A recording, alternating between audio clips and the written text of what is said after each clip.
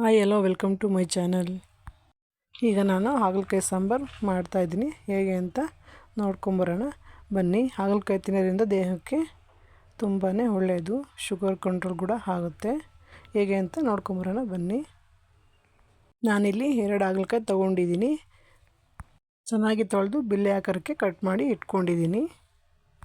Cut ಮಾಡಿರೋಂಥ ಹಾಗಲಕಾಯಿನ ಒಂದು ಪಾತ್ರೆಗೆ ಹಾಕ್ಕೊತಾ ಇದ್ದೀನಿ. ಹಾಕ್ಬಿಟ್ಟು ಅದಕ್ಕೆ ಜೊತೆಯಲ್ಲಿ ಸ್ವಲ್ಪ ಹುಣಸೆಹಣ್ಣು ತೊಳೆದ್ಬಿಟ್ಟು ಹಾಕ್ತಾಯಿದ್ದೀನಿ.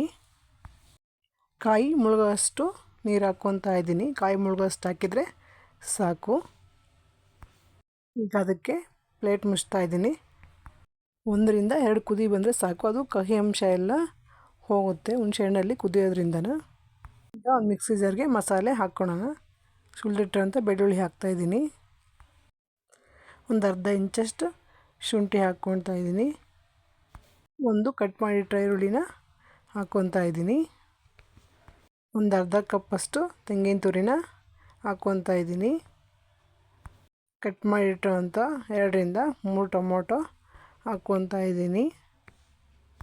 ಸ್ವಲ್ಪ ಕೊತ್ತಂಬರಿ, 1ರಿಂದ 2 ಸ್ಪೂನ್ ಅಚ್ಚ ಖಾರದ ಪುಡಿ, 1.5 ಸ್ಪೂನಷ್ಟು ಧನಿಯಾ ಪೌಡ್ರು ಹಾಕ್ಕೊತಿದ್ದೀನಿ.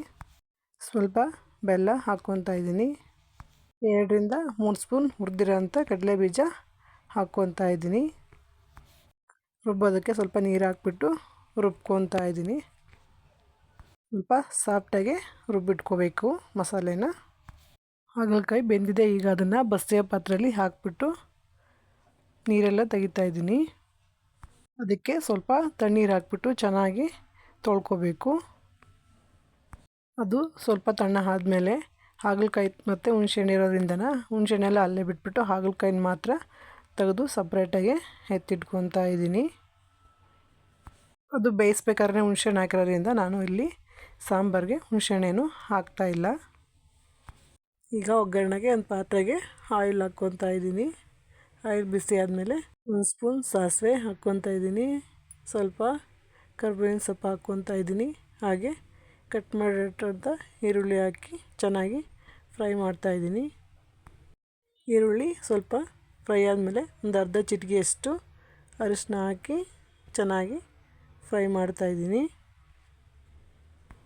ಚೆನ್ನಾಗಿ ಫ್ರೈ ಆದಮೇಲೆ ಬೇಯಿಸಿ ತೊಳೆದಿಟ್ಕೊಂಡಿರೋಂಥ ಹಾಗಲಕಾಯಿನ ಹಾಕಿ ಆಯಿಲಲ್ಲಿ ಚೆನ್ನಾಗಿ ಸ್ವಲ್ಪ ಫ್ರೈ ಮಾಡಬೇಕು. ಒಂದು 2ರಿಂದ 3 ನಿಮಿಷ ಚೆನ್ನಾಗಿ ಫ್ರೈ ಮಾಡಬೇಕು. ಚೆನ್ನಾಗಿ ಫ್ರೈ ಆದಮೇಲೆ ಮೊದಲೇ ರುಬ್ಬಿಟ್ಕೊಂಡಿರೋಂಥ ಮಸಾಲೆನ ಹಾಕಿ ಮಿಕ್ಸ್ ಮಾಡೋಣ. ಇದು ಸಾಂಬಾರು ಸ್ವಲ್ಪ ಗಟ್ಟಿ ಇದ್ರೇ ತುಂಬ ಟೇಸ್ಟಿಯಾಗಿರುತ್ತೆ. ನಿಮಗೆ ಯಾವ ಅಳತೆಗೆ ಬೇಕೋ ಆ ಅಳತೆಗೆ ನೀರನ್ನ ಮಿಕ್ಸ್ ಮಾಡಿ ರುಚಿಗೆ ಎಷ್ಟು ಬೇಕಷ್ಟು ಉಪ್ಪು ಹಾಕ್ಕೊಳ್ಳಿ. ಉಪ್ಪು ಹಾಕಿ ಚೆನ್ನಾಗಿ 1ರಿಂದ 2 ಕುದಿಯೋದಕ್ಕೆ ಬಿಡಬೇಕು. ಹಾಗಲಕಾಯಿ ಮೊದಲೇ ಬೇಯಿಸ್ಕೊಂಡಿರೋದ್ರಿಂದ ಜಾಸ್ತಿ ಬೇಯಿಸೋ ಅವಶ್ಯಕತೆ ಇರೋಲ್ಲ. 1ರಿಂದ 2 ಕುದಿ ಬಂದರೆ ಸಾಕಾಗುತ್ತೆ.